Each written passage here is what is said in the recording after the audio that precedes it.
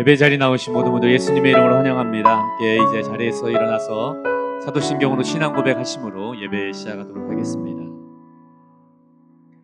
나는 전능하신 아버지 하나님 천지의 창조주를 믿습니다. 나는 그의 유일하신 아들 우리 주 예수 그리스도를 믿습니다.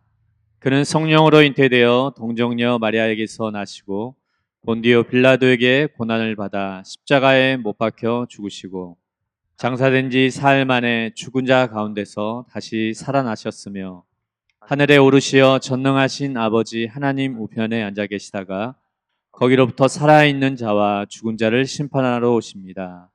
나는 성령을 믿으며 거룩한 공교회와 성도의 교제와 죄를 용서받는 것과 몸의 부활과 영생을 믿습니다. 아멘.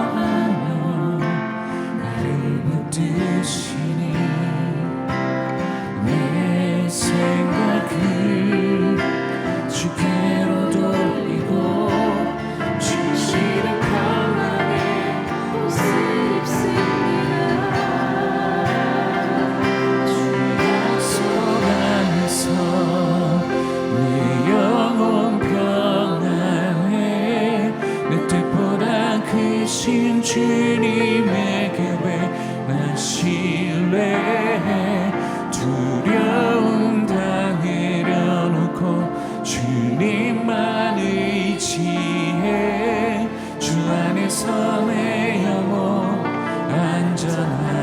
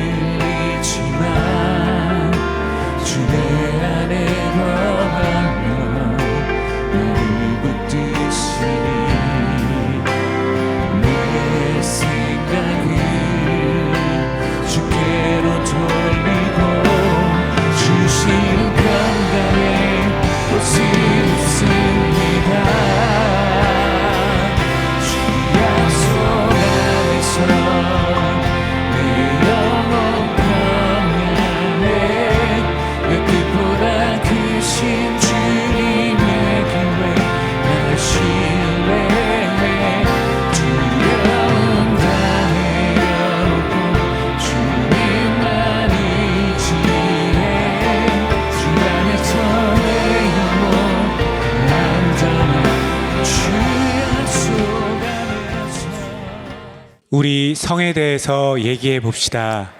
창세기 1장 27절 말씀 함께 읽겠습니다. 시작. 하나님이 자기 형상 곧 하나님의 형상대로 사람을 창조하시되 남자와 여자를 창조하시고. 우리가 이 주일날 강단에서 왜 성에 대해서 이야기해 보자고 할까요? 서양 속담에 이런 말이 있습니다. 진리가 침묵하면 거짓이 웅변한다. 지금은 정욕의 영이 세상을 제패하며 성에 대해서 웅변하고 있는 시대입니다. 어떻게 이렇게까지 정욕의 영이 거짓말하며 판칠 수 있을까요? 그것은 여러 가지 이유가 있겠지만 가장 큰 이유는 성에 대해 진리가 말하기를 침묵해왔기 때문입니다. 성에 대해 강단에서 말하지 않고, 성에 대해 성도들이 말하지 않고, 성에 대해 성경에 귀를 기울이고 그것을 배우고 가르치기에 주저했기 때문입니다. 제가 정욕의 영이라면 이 세대의 패권을 얻기 위해 먼저 저는 교회로 갈 것입니다. 그리고 그들에게 성에 대한 민망한 마음, 부끄러운 마음, 주저하는 마음을 주어 진리의 기초에 말하지 못하도록 위축되게 만들 것입니다. 그렇게 진리를 침묵시키고 나면 마침내 거짓이 패권을 얻을 수 있는 스테이지가 열리는 것입니다. 지금 그 일이 이 세대에 벌어지고 있는 것을 저는 보고 있습니다. 여러분, 아이들이 성을 어디서 배우고 있습니까? 포르노에서 배우고 있습니다. 핸드폰이나 블로그나 SNS에서 성을 배우고 있습니다. 헐리우드에서 성을 배우고 있습니다. 그리고 아무것도 알지 못하는 또래들에게 성을 배우고 있습니다. 저희 세대는 아시는 분들은 살짝 이렇게 고개를 까딱해 주시면 돼요. 썬데이 서울, 핫윈드 이런 잡지에서 성을 배웠어요. 세운상가에서 파는 비디오에서 성을 배웠습니다. 동네 형들에게 성을 배웠습니다. 우리는 이 일들에 대해서 무언가 조치를 취해야 합니다. 이제 우리는 성에 대해 더욱 구체적이고 더욱 실제적으로 진리의 기초에 강단에서 이야기할 수 있는 문화를 만들어야 합니다. 그래야 우리 아이들과 우리 자신들이 성에 대해 그 샘물을 강단으로부터, 성경으로부터, 하나님으로부터 마실 수 있는 세대를 열어가야 할 줄 믿습니다. 교회 개척 초기에 제가 성에 대해서 초기에 설교할 때였습니다. 여러분, 제가 성에 대해서 설교하려고 합니다. 우리는 이 수치와 민망함의 얼음장을 깨며 성에 대해 말할 수 있는 교회가 되어야 합니다 라고 설교하면서 제가 이런 시도를 해봤어요. 여러분 함께 말합시다. 하나 둘 셋 섹스. 제가 오직하면 그랬겠습니까? 그래서 말합시다. 하나 둘 셋 하니까 성도님들 다 바닥을 보면서 섹스 이렇게 얘기하는 겁니다. 안 됩니다. 이래가지고 얼음장이 깨지겠습니까? 당당하게 눈을 드십시오. 저와 함께 말합시다. 하나 둘 셋 섹스 하니까 다 같이 하나 둘 셋 섹스 하는데 그 민망함이 이루 말할 데가 없는 겁니다. 얼음을 깨트려 합니다. 여러분 하나 둘 셋. 할렐루야. 예. 예. 얼음이 녹고 봄이 오고 있습니다. 여러분, 성은 헐리우드가 만든 게 아닙니다. 성은 포르노 업자들이 만든 게 아닙니다. 성은 하나님이 만든 겁니다. 창세기가 뭐라고 말합니까? 하나님이 사람을 만드시되 남자와 여자를 만드시고 그리고 그 둘이 하나가 되게 하겠다고 하셨습니다. 원어를 보면 그 관용적 어구로 몸이 하나 된단 말은 여러분 성적인 연합을 말하는 겁니다. 하나님은 사람을 만드시되 사람을 성적인 존재로 만드셨습니다. 하나님은 성을 창조하시고 섹스를 만드셨습니다. 성은 성인물 업자들의 아이디어가 아닙니다. 섹스는 또래 친구들이나 SNS가 만들어낸 아이디어가 아닙니다. 성은 하나님의 아이디어입니다. 하나님의 성을 디자인한 건 하나님이고 하나님의 성에 대한 목적과 의도를 분명히 가지고 계십니다. 우린 성을 하나님께로부터 배울 수 있어야 합니다. 성에 대해 성경으로부터 귀를 기울일 줄 알아야 합니다. 이 성에 대한 하나님의 창조 의도를 볼 수 있는 아주 좋은 교과서가 바로 우리의 호르몬입니다. 여러분, 우리가 성적인 자극과 성적인 체험을 할 때 왜 이렇게 좋을까요? 이 냉랭한 뭐죠? 왜 이렇게 좋을까요? 난 모르겠는데 왜 이게 좋을까요? 호르몬 때문이에요. 우리가 성적인 접촉을 할 때, 성적인 자극을 받을 때 옥시토신, 바소프레신, 도파민 뭐 이런 것들이 마구 분비됩니다. 옥시토신은 뭐냐 하면 상대방과 깊은 연결을 느끼게 하는 감정입니다. 호르몬입니다. 그리고 특별히 상대방을 향한 무한한 긍휼과 연민을 일으킵니다. 그래서 모성애를 일으키는 호르몬이 옥시토신입니다. 물론 남녀 모두에게 분비되지만 특별히 여성들은 성적인 이 연합에서 옥시토신을 많이 경험합니다. 그래서 그 대상을 정말 품어주고 잘 비옥하게 그 삶을 하고 잘 빚어나가고 싶은 그 마음이 마구 일어나게 하는 게 옥시토신입니다.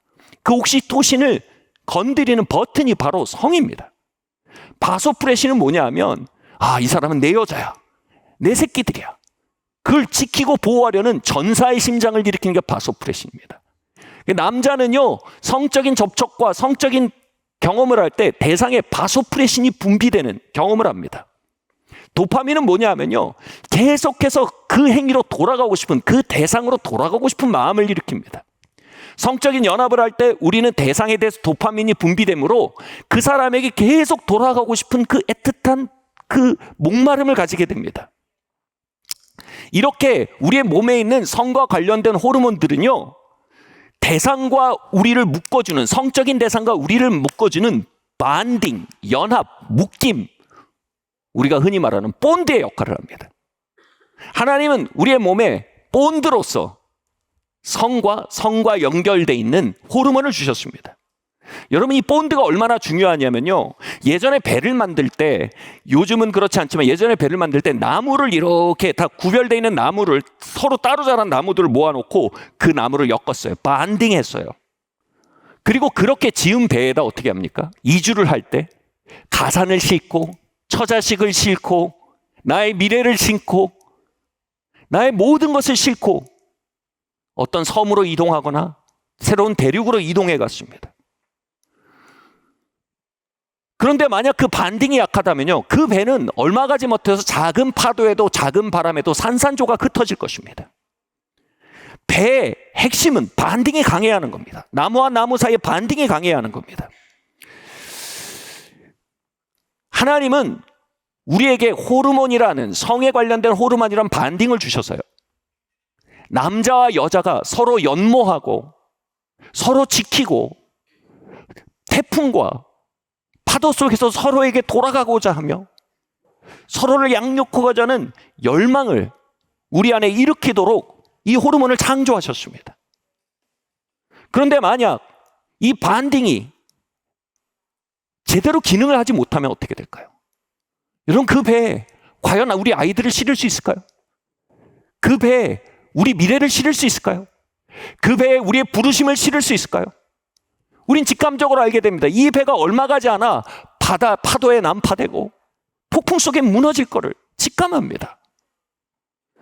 여러분, 프리섹스라는 정욕의 문화가 창궐한 이 시대 가운데 이 반딩은 너무나 약해졌습니다. 호르몬은 abnormal use, abuse, 그 목적에 맞지 않게 마구 사용되어서 더 이상 그 접착력을 잃게 되었습니다. 여러분, 이 스티커 뒷면에 본드가 있어요. 제가 이 스티커를 한번 생각해 보세요. 포르노에 나오는 어떤 주인공에게 붙여요. 재밌죠? 그리고 뗍니다. 어느 걸그룹, 보이그룹, 아이돌에게 붙여요. 재밌어요. 그리고 대학 때 연애하는 사람에게 붙여요. 좋아요. 헐리우드 배우에게 붙입니다. 좋아요. 문제는 뭡니까? 이제 정작 이 스티커를 평생 붙여야 할 대상을 만날 때 더 이상 본드가 남아있지 않습니다. 여러분, 프리섹스의 문화는요, 정확히 결혼 제도에 대한 반문을 불러옵니다. 그 결혼이 더 이상 아이들을 지킬 수 없는 구조물임을 우리는 알게 됩니다. 더 이상 우리의 여생과 부르심을 실을 수 없는 구조물임을 우리는 알게 됩니다. 그것은 시대의 문제가 아닙니다. 본드를 잃어버린 것입니다. 하나님은 우리의 본드의 목적을 알게 하기 원하십니다. 여기 새 스티커가 있습니다. 떨어지지 않습니다.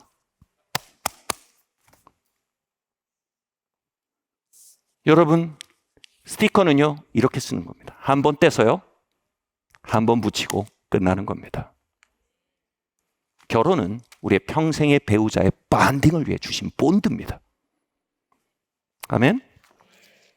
그렇게 견고한 반딩의 역사, 호르몬이 abnormal use, abuse 되지 않고 목적에 맞게 활용될 때 그렇게 지어진 남자와 여자와의 결합은 비로소 하나님이 의도하신 다음 세대를 실어 나를 수 있는 견고한 배가 됩니다. 그 가문의 데스티니를, 부르심을 이루어갈 수 있는 견고한 배가 된단 말입니다. 그리고 그렇게 실어 나라진 부르심과 다음 세대는요, 하나님의 목적을 이 땅에 풀어놓을 수 있는 하나님의 전초기지가 될 수 있는 것입니다. 이렇게 하나님의 목적에 맞게 하나님이 주신 본들을 사용하는 자리에는요, 하나님의 의도하신 최대치의 즐거움이 또한 함께합니다. 이거는 실제로 아무 크리스찬과 관계없는 그 연구 자료들입니다. 연구 자료들에서 나타난 그래프가 있어요. 평생 자신이 가졌던 성의 파트너들, 섹스 파트너의 숫자와 성적인 만족의 숫자는 정확히 반비례하는 것이 조사 결과로 나와 있습니다. 우리는 풍성한 성생활이 파트너를 바꿔보고 프리섹스로 사는 것이라고 생각합니다. 그건 가장 빈곤한 성생활입니다. 성에 대한 진실은 이것입니다. 성은 대상에 대한 신뢰와 헌신에 기초할 때 맥시멈의 즐거움을 꽃피워낼 수 있습니다. 헌신과 신뢰는 바로 결혼이라는 평생의 서약입니다. 평생 한 대상과 성적인 연합을 누리는 이들은요, 이 땅의 어떤 그룹보다도 가장 충만한 즐거움을 누리고 있다는 건 과학적 증거를 가지며 실제적인 진실입니다. 미국의 한 연구기관에서 조사를 했어요. 가장 성적인 만족을 누리는 집단이 누구인지 조사를 했어요. 우리 생각엔 헐리우드 배우들일 것 같아요. 우리 그러잖아요. 막 성적으로 막 마음대로 하는 사람들을 막 헐리우드 스타일이라 그랬잖아요. 헐리우드 스타일로 사는 사람들, 또는 무슨 포르노 배우들, 성 산업에 연루된 사람들, 전혀 아니에요. 놀랍게도 조사 결과 1위가 뭔지 아세요? 거듭나고 성령 충만한 크리스찬들로 나왔어요. 성은 하나님의 작품이에요. 성은 하나님의 자녀들이 가장 잘 핸들링할 수 있어요. 성에 대한 지름길과 비밀 통로를 보여주는 것이 성경이에요. 그것에 진짜 성이 꽃피고 진짜 성이 아름다운 열매들을 가져오며 진짜 성이 우리의 삶에 가장 큰 환희를 가져오는 방식이 있단 말입니다.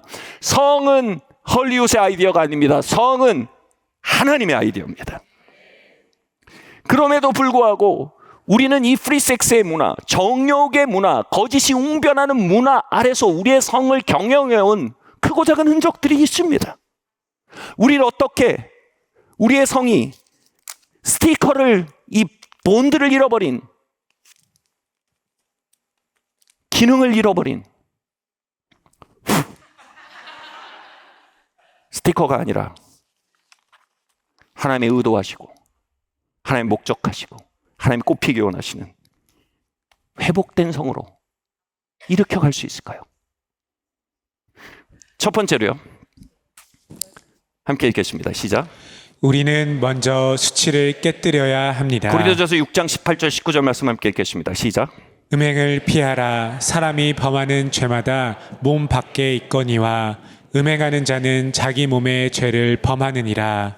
너희 몸은 너희가 하나님께로부터 받은 바 너희 가운데 계신 성령의 전인 줄을 알지 못하느냐? 너희는 너희 자신의 것이 아니라. 여러분, 음행의 죄가 치명적인 이유에 대해서 오늘 이 말씀은 설명합니다. 다른 죄에 비해서요, 성은요, 우리의 몸을 상하게 한다고 합니다. 우리의 몸 안에 흔적을 남기다고 말합니다. 여기서 말하는 몸은 육체를 말하는 의미가 있지만 전체 문맥을 보면 이겁니다. 정체성이라는 의미를 갖습니다. 성은 다른 죄와 다르게 성적인 죄는요, 우리의 정체성에 데미지를 가한다라고 경고하는 것입니다. 무슨 말이냐면요, 성적인 죄는요, 강력한 수치의 영을 동반합니다. 다시 말해 정욕의 영에 가장 강력한 라이트 레프트 흑은 뭐예요? 수치입니다. 정욕의 영은 우리에게 먼저 수치를 가져옵니다. 야, 이 더러운 놈아, 너는 정결하지 못해. 너는 더럽혀졌어. 너무 늦었어. 이미 벌어진 일이야. 너는 그렇게 살아갈 인생이야. 너는 깨끗이 못한 인간이야. 그 수치의 라이트 훅과 레프트 훅을 두드려 맞다 보면 우리의 속사람이 힘을 잃습니다. 그때 음란이, 정욕이 우리를 정복할 수 있는 단계가 되는 것입니다. 예수께서 가늠하다 현장에서 잡힌 여인을 다루시는 모습을 보면요, 어떻게 우리의 성을 회복시키시는지에 대한, 어떻게 우리의 반딩을 신선하게 회복시키시는지에 대한 아주 아름다운 가이드라인이 나옵니다. 예수님께서 이 가늠하다 현장에 잡혀온 여인이 돌로 치려는 무리에 둘러싸인 상태를 보고, 돌로 치는 게 뭐예요? 정죄하는 겁니다. 수치를 주는 겁니다. 그들을 물리치시고 말합니다. 나도 너를 정죄하지 아니하노니. 이것은 로마서 8장 1절에서 그리스도 예수 안에서는 결코 정죄함이 없다라는 선언을 시각한 것입니다. 먼저 예수님은요, 지금 음란의 문제를 가진 여인입니다. 성중독을 가진 여인입니다. 얼룩진 과거를 가진 사람입니다. 그에게 뭐라고요? 똑바로 살아라고 하지 않으셨어요. 뭐라고 하셨어요? 내가 너를 정죄치 않는다라고 하셨습니다. 여인은 그 눈을 올려다보고 자신의 정죄와 수치를 깨뜨리시는 그 능력을 경험합니다. 그리고 그에게 흘러들어간 그 일을 보고 예수께서 말씀하십니다. 그 다음에 이렇게 말씀해요. 이제 가서 뭐라고요? 다시는 죄를 범치 마라. 우린 반대로 생각합니다. 우리는 내가 성적인 죄를 그치는 어느 날 주님이 나를 의롭다 하실 것이다. 내가 이 성적인 문제들을 해결하는 어느 날 주님이 나를 의롭다고 칭해 주실 것이다. 여러분, 이 평행선이 성도들로 하여금 성의 영역에서 성결을 향해 나아가지 못하게 하는 가장 큰 장애물이 됩니다. 여러분을 붙들어 놓는 건 여러분의 과거가 아닙니다. 여러분 삶에 벌어진 일이 아닙니다. 하나님의 의견과 여러분 사이에는 평행선입니다. 무슨 말인지 말씀드릴게요. 피할 수 없이요, 이걸 말씀드리려면 칭의의 교리를 여러분 또 설명해야 합니다. 여러분, 교회 안에 요즘 가장 큰 문제가 뭔지 아세요? 핵심 교리에 대해서 성도들이 잘 깨닫지 못합니다. 그게 어렵다고 생각합니다. 그래서 온갖 그냥 주변 이야기만 듣다 보면 설교가 만담이 되고 맙니다. 여러분, 우리는 핵심 교리를 깨달아야 합니다.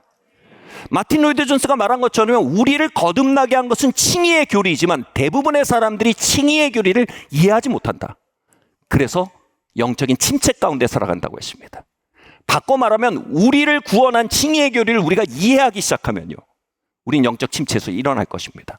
음란에 눌린 삶에서 일어날 것입니다. 수치에 눌린 삶에서 일어날 것입니다. 그러니 잘 이해하려고 하셔야 합니다. 칭의의 교리의 핵심은 이것입니다. 레위기는 예수님의 칭의의 교리를 시청각 자료로 보여준 것입니다. 제사 드리는 자가, 예배 드리는 자가 나아올 때 흠도 없고 점도 없는 어린 양을 가지고 나아오도록 얘기합니다. 이것은 뭡니까? 우리를 위해 오신 흠도 점도 없는 하나님의 의 대신 예수 그리스도를 시각화한 것입니다. 그 예수 그리스도를 데리고, 그 흠도 없는 점도 없는 어린 양을 데리고 하나님께 나아가게 합니다. 그리고 어떻게 하냐면 예배 드리는 자로 하여금 어떻게 그에게 안수하게 합니다. 이 안수하게 할 때 어떤 고백이 있냐면, 나의 죄가 이제 이 어린 양에게 전가됩니다라는 믿음의 고백을 하게 합니다. 그것만이 아니에요. 이 어린 양이 가지고 있는 의가 나에게 전가되게 합니다라는 믿음의 고백을 하게 합니다. 다시 말해, 예배 드리는 자가 깨끗하고 의롭게 되는 것은 우리가 의롭게 살아서가 아니라는 겁니다. 어린 양의 의가 우리에게 전가되기 때문이라는 겁니다. 아멘. 그리고 우리의 죄가 어린 양에게 전가되기 때문이라는 겁니다. 예수께서 여인에게 내가 너를 정죄하지 않는다라고 선언하신 건 정확하게 칭의의 교리입니다. 내가 내 몸으로 너의 죄를 받아냈다. 그러니 내 몸에 있는 나의 의를 네가 받아내라. 그리고 그 접합이 뭐예요? 믿음입니다. 다시 말해, 네가 믿느냐 이겁니다. 여인은 그 순간 눈을 들어 예수 그리스도로부터 폭포수처럼 부어지는 하나님의 의를 수여받았습니다. 의의 수여입니다. 그 의가 그녀 안에 들어찬 것을 보고 예수님이 이제 말씀하셨습니다. 너 이제 죄를 이길 힘을 가졌구나. 이제 너 죄를 다룰 수 있게 됐다. 이제 너 음란을 바를 수 있게 됐다. 이제 가서 죄를 범치 마라 라고 말씀하신 거예요. 여러분이 음란을 이기려면 반드시 일부터 시작해야 돼요. 나의 과거를 보길 그쳐야 됩니다. 내 삶에 진행되는 그 음란의 역사들을 보고 내가 얼마나 더러운 사람이고 얼마나 부끄러운지 보기 이제 그쳐야 합니다. 눈을 들어 나의 의가 되신 그리스도를 보아야 합니다. 그리고 그리스도께서 우리에게 값없이 붓고 계시는 그 은혜의 수요를, 의의 수요를 받아들일 수 있어야 합니다. 이것이 뭔지 말씀드릴게요. 제가 대학 시절에 저에게 정말로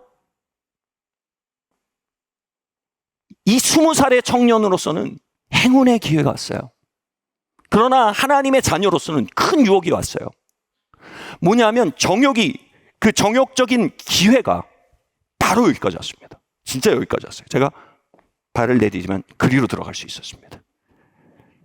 별다른 대가도 당장 보이지 않았습니다. 그 순간 제 20대 호르몬들이 반응하고 이 젊은 사람의 모든 그 신경이 반응하면서 그리로 달려가려고 했습니다. 근데 제 단정 깊은 곳에서 뭔가 쑥 올라왔습니다. 뭐가 올라오냐면 아니야. 난 하나님의 사람이야. 아니야. 나는 부르심 있는 사람이야. 하나님이 창세전에 나를 택하셨어. 하나님의 나를 통해 이 땅에 풀어나가실 계획이 있단 말이야. 난 하나님의 사람이고 하나님의 백성이고 하나님의 놀라운 하나님과 연결된 사람이야. 난 하늘의 사람이야 라는 그 의식이 제 단전에서 마그마처럼 올라오는 거예요. 그 뭐예요? 존엄입니다. 존엄. 제 안에 이걸 저는 죄의식에 반대되는 의의식이라고 말씀드릴 수 있어요. 로이드 존스의 말에 기초하면 많은 성도들은 이 의의식을 가지지 못하기 때문에 영적으로 눌려 있다는 겁니다. 제 안에 의의식이 올라온 거예요. 그걸 다시 말해 존엄이 온 거예요.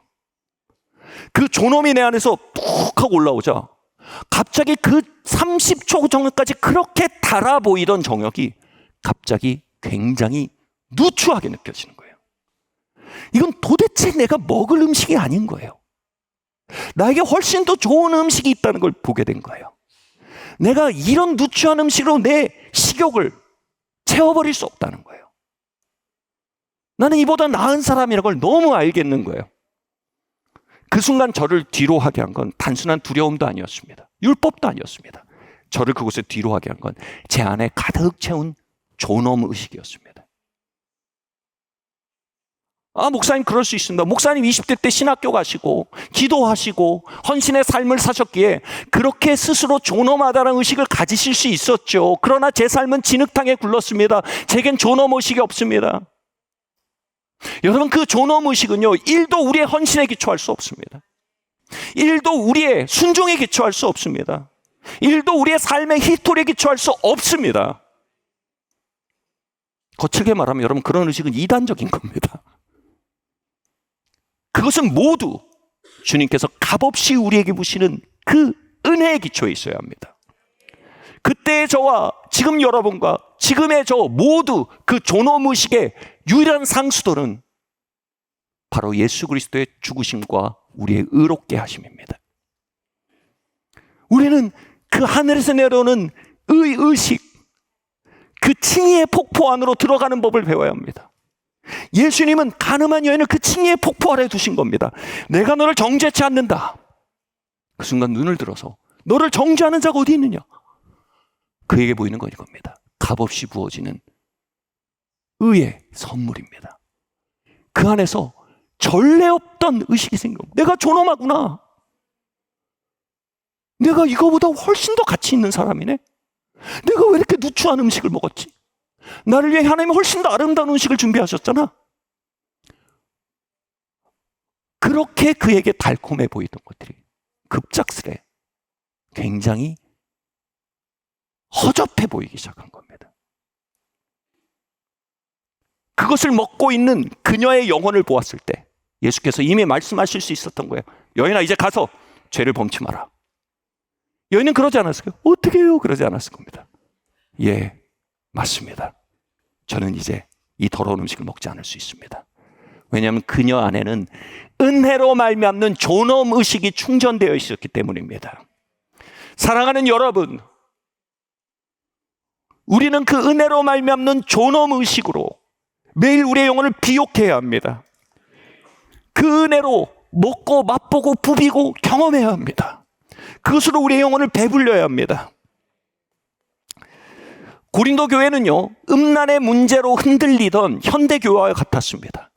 그 음란의 진을 무너뜨리기 위해서 바울이 편지를 쓰고 있습니다. 근데 그 편지의 내용이 기가 막힙니다.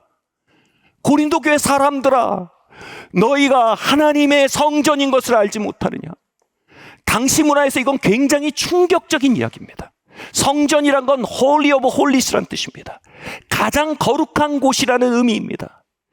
고린도 교회 사람들아, 너희는 지상에서 가장 거룩한 사람들이야. 고린도 사람들이 그랬을까요? 진짜? 그게 무슨 말이야? 그렇게 말할 수 있는 건 바울이 그들을 격려하고 싶었기 때문이 아니에요. 심리적 요법이 아니에요. 바울이 그 일가를 뿜어낼 수 있었던 건 바로 어린 양 위에 섰기 때문입니다. 바울은 알았어요. 그들이 어떻게 성전되었는지 안다면 그는 그 음행들에 대해서 뱉어내기 시작할 걸 알았어요. 이건 우리에게 맞지 않아. 이건 내가 먹을 음식이 아니야. 내겐 더 나은 삶이 있어.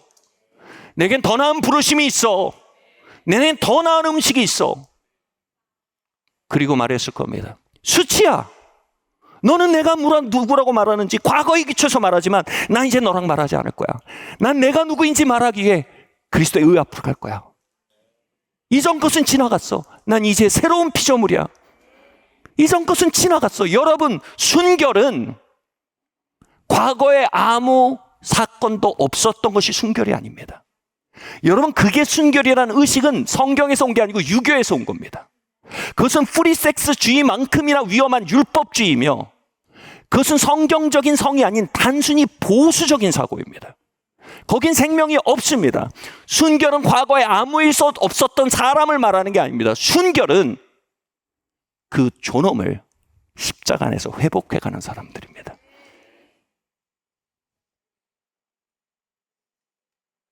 (10년) 전에 여러분에 있었던 일, 그 일 훨씬 전에 예수 그리스도께서 우리를 위해 죽으셨습니다. 우리는 그 일 위로 올라가야 합니다. 이제 우리를 뒤돌아보던 눈에서 우리를 위해 높게 달리신 그리스도 예수의 몸을 바라봐야 합니다.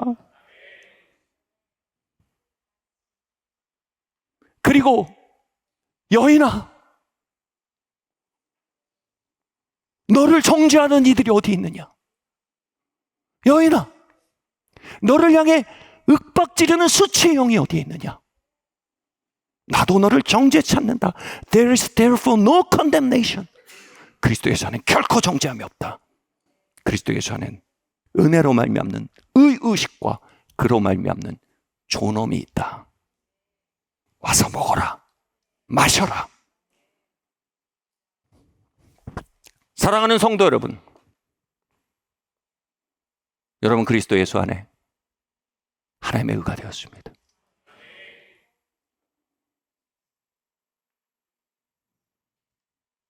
이제는 우리가 버린 일을 보며 우리의 순결을 논하는 율법과 보수주의와 유교주의에서 걸어나가야 합니다.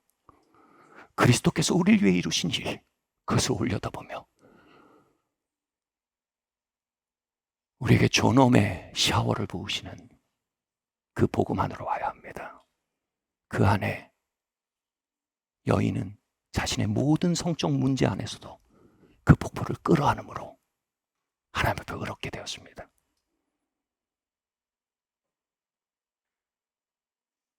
같이 말할까요? 예수 그리스도께서 나를 위해 죄가 되심은 그 안에서 나로 하여금 하나님의 의가 되게 하려 함이라.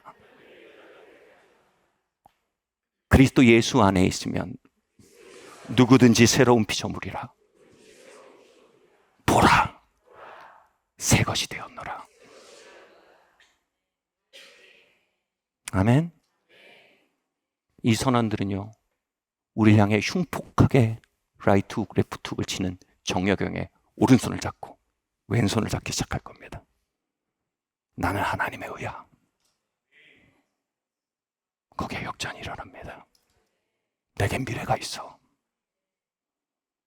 나는 새 피조물이야. 난 부르심이 있어. 난 하나님 친 백성이 되었어. 하나님의 영이 내 안에 사셔. 나는 성전이 되었어. 그 존엄이 이제 우리에게 웅변하게 해야 합니다. 할렐루야. 두 번째로요. 우리는 어떻게 우리의 스티커를 회복할까요? 두 번째로 함께 읽겠습니다. 시작. 우리는 빛 가운데 행해야 합니다. 요한일서 1장 7절에서 9절 말씀 함께 읽겠습니다. 시작. 그가 빛 가운데 계신 것 같이 우리도 빛 가운데 행하면 우리가 서로 사귐이 있고 그 아들 예수의 피가 우리를 모든 죄에서 깨끗하게 하실 것이요. 만일 우리가 죄가 없다고 말하면 스스로 속이고 또 진리가 우리 속에 있지 아니할 것이요. 만일 우리가 우리 죄를 자백하면 그는 미쁘시고 의로우사 우리 죄를 사하시며 우리를 모든 불의에서 깨끗하게 하실 것이요. 아멘. 여기서 빛 가운데 행하는 라이프스타일에 대해서 말합니다. 그 라이프스타일은 그 칭의의 효력을 우리의 삶에 극대화시킬 것이라고 말합니다.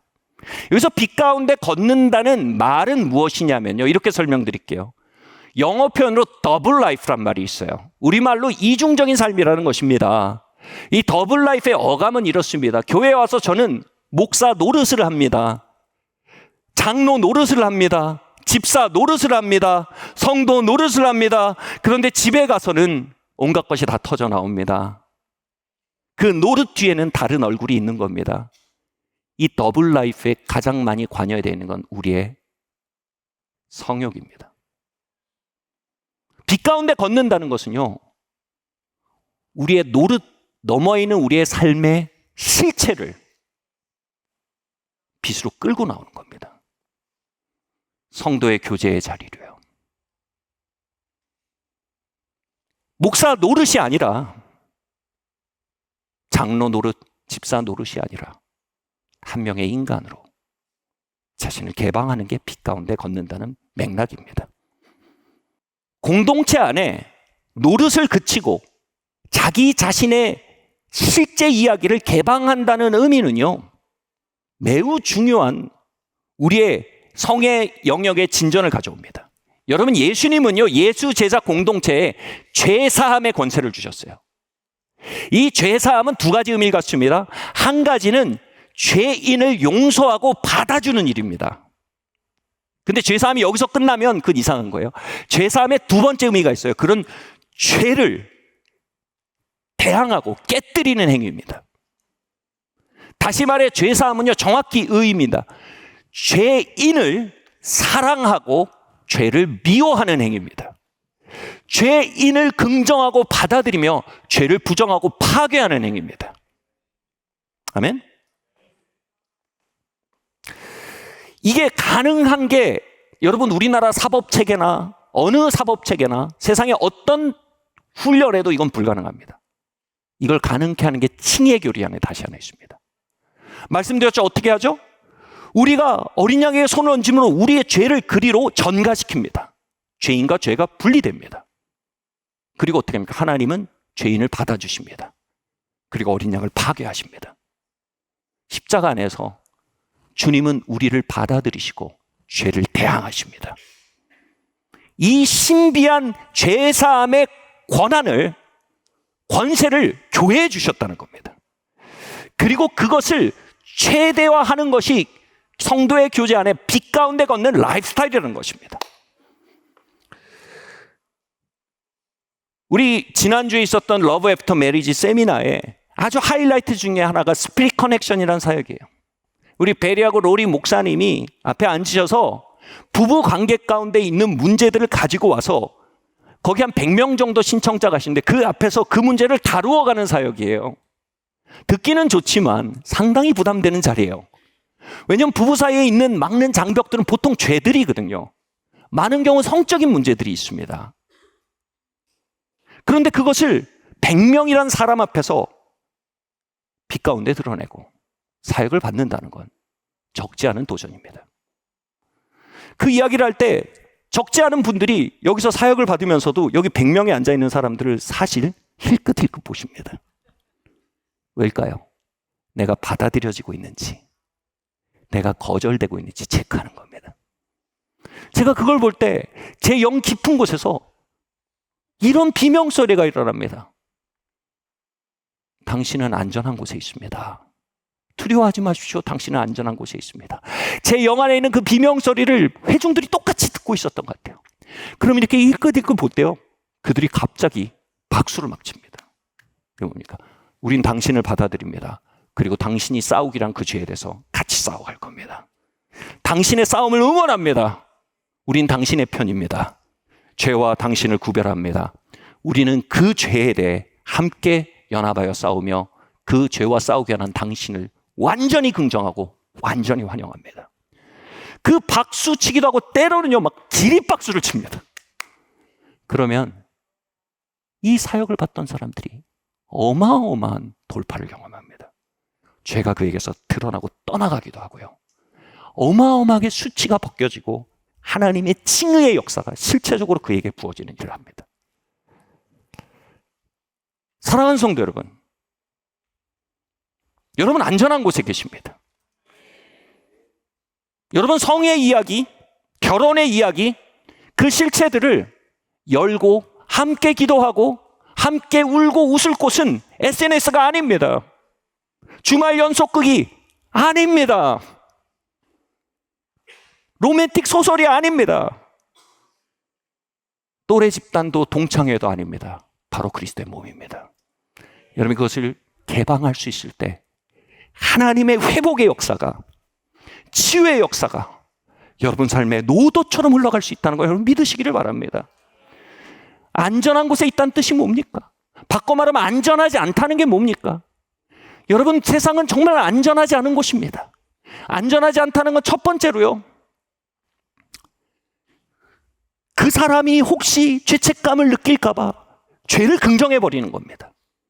사춘기 때 제 또래들이 그랬어요. 포르노에 대해서 아무 문제 없다고 말했습니다. 그리고 막 프리섹스의 삶을 사는 데를 오히려 영웅처럼 만들어버렸어요. 죄가 문제 없다고 말하는 것, 위험한 곳입니다. 또 다른 위험한 곳은 어디입니까? 그들의 죄와 얼룩을 인해 그 사람까지 미워하는 곳입니다. 그 사람까지 거절하는 곳입니다. 에이 더럽다, 에이 저런 사람이 있나. 율법적이고 종교적인 곳입니다. 둘 다 매우 위험한 곳입니다. 안전한 곳은 무엇입니까? 우리가 죄를 열기 시작할 때 우리를 받아들이는 곳입니다. 그리고 어깨를 두르고 말하는 곳입니다. 내가 너와 함께 싸울 거야. 우리 함께 이 환희의 길을 걸어가자. 우리 함께 이 자유의 길을 걸어가자. 내가 같이 기도할 거야.